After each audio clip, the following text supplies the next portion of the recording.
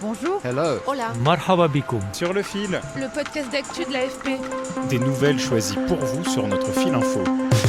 La nuit venue à Lagos, au Nigeria, la communauté LGBT+, se retrouve pour des bals.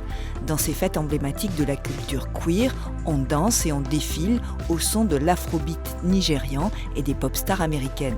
À l'écart des oppressions, le temps d'une soirée, les personnes LGBT+, célèbrent leurs identités dans des endroits sûrs. Car la répression est forte dans le pays le plus peuplé d'Afrique, où l'homosexualité reste passible de 10 à 14 ans de prison. Les associations de défense des droits LGBT+, s'inquiètent d'une régression des libertés sur tout le continent africain. Dans cet épisode, préparé par Sarah Miansoni, Sur le fil vous amène à la découverte de cette culture souterraine grâce aux journalistes de l'AFP à Lagos, Yasmine Kangavales et Leslie Fauvel, qui ont assisté à l'un de ces bals. L'événement a marqué le début du mois des fiertés à Lagos. Sur le fil. Avec sa petite robe noire et ses faux ongles écarlates, Kim, une jeune femme transgenre nigériane, défile sur la scène d'un bal queer à Lagos.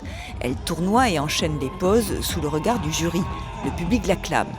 La communauté LGBT+, locale s'est réunie dans la joie, mais à l'abri des regards, dans un hangar en périphérie de la capitale économique du Nigeria. Le bal du jour est organisé à la mémoire de Fola Francis.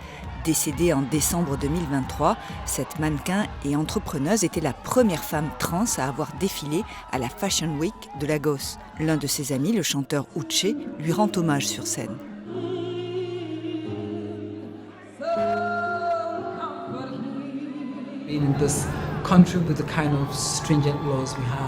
En étant dans ce pays avec ses lois strictes et défavorables aux personnes queer, c'est difficile d'exister, de se chercher et de se retrouver dans un endroit comme celui-ci. Mais les Nigérians sont très résilients et nous trouvons de l'espace partout. On trouve de la beauté dans les fissures, on trouve des moyens d'exister.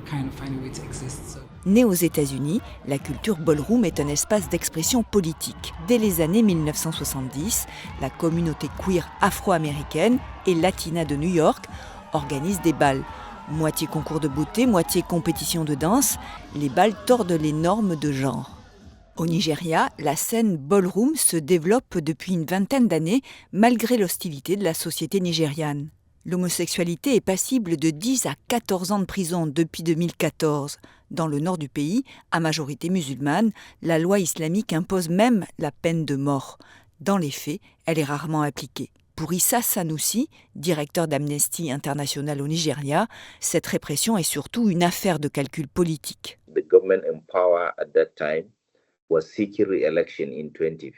Le gouvernement au pouvoir à l'époque voulait se faire réélire en 2015. Pour eux, cette loi était une opportunité d'avoir le soutien des institutions religieuses qui contrôlent des millions de gens au Nigeria. Tout ça n'était qu'une tactique politique pour faire croire à la population que le gouvernement était de son côté et du côté du pouvoir religieux. C'est pour ça que cette loi a été adoptée. 10 ans après cette loi, la population reste hostile aux personnes LGBT+. Les jeunes entendent toujours dire que si le Nigeria a des problèmes, c'est parce qu'il y a des personnes qui sont différentes, qui sont queer, LGBT+. On leur dit voilà pourquoi le Nigeria a des difficultés économiques. C'est ce genre d'endoctrinement auquel font face les jeunes.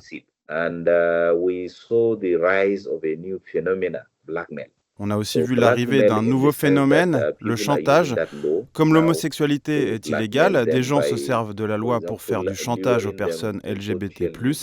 Ils les attirent sur les réseaux sociaux sous prétexte d'un rendez-vous amoureux, mais avec l'intention de leur soutirer de l'argent. Même la police participe à ce chantage. Mais la répression touche tout le continent. Une trentaine d'États africains criminalisent toujours les relations homosexuelles, comme le rappelle Samira Daoud, directrice régionale d'Amnesty International pour l'Afrique de l'Ouest. La situation des personnes LGBT en Afrique de l'Ouest et plus généralement d'ailleurs en Afrique est assez préoccupante parce qu'on observe ces dernières années un recul inquiétant par rapport à certaines avancées qui avaient pu être faites les années précédentes, avec des remises en cause claires de l'identité des personnes LGBT et de plus en plus un recours à des lois et des mécanismes juridiques utilisés comme instruments de répression. Il y a toute une rhétorique anti-LGBT qui est alimentée par des personnalités politiques, religieuses et de la société civile aussi parfois. L'argument typique consiste à considérer que c'est quelque chose qui n'appartient pas à la culture africaine, qui est contraire aux valeurs et aux traditions africaines, comme si c'était un phénomène qui venait de l'étranger et que, quelque part, c'était des pratiques imposées de l'extérieur contre lesquelles les États africains ont besoin de se défendre. Et comme on est aussi dans une atmosphère de plus en plus hostile au monde occidental, sur le continent africain, ça c'est un argument qui marche. Pour la communauté LGBT+, les difficultés sont aussi sociales. Malgré son maquillage flamboyant, Kim, rencontrée au bal de Lagos, décrit une réalité douloureuse. J'ai été victime de violences physiques, j'ai été harcelée, j'ai du mal à trouver un emploi, je ne peux pas finir mes études à cause de qui j'ai décidé d'être. Voilà à quoi je suis confrontée en tant que femme ouvertement trans au Nigeria. La loi nigériane interdit aussi les associations et les événements de personnes LGBT+. En octobre 2023, la police avait arrêté plus de 70 personnes accusées d'avoir organisé un mariage homosexuel. Alors pour se protéger, la communauté queer nigériane a créé un véritable réseau d'entraide.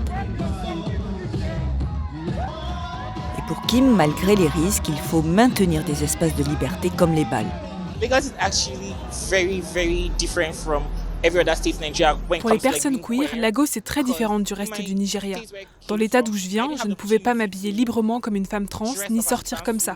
Lagos vous permet ça. Vous voyez les gens être la meilleure version d'eux-mêmes, la version la plus créative. C'est très important qu'on ait ces événements ici, parce que ça aide les autres à être vraiment eux-mêmes ou elles-mêmes. Moi, ça m'aide à être moi-même. La communauté LGBT+ de Lagos compte bien organiser des événements pendant tout le mois des fiertés. Un nouveau bal en l'honneur de l'icône Fola Francis doit même avoir lieu. Merci de nous avoir écoutés. Sur le fil revient demain. Je suis Emmanuelle Bayon.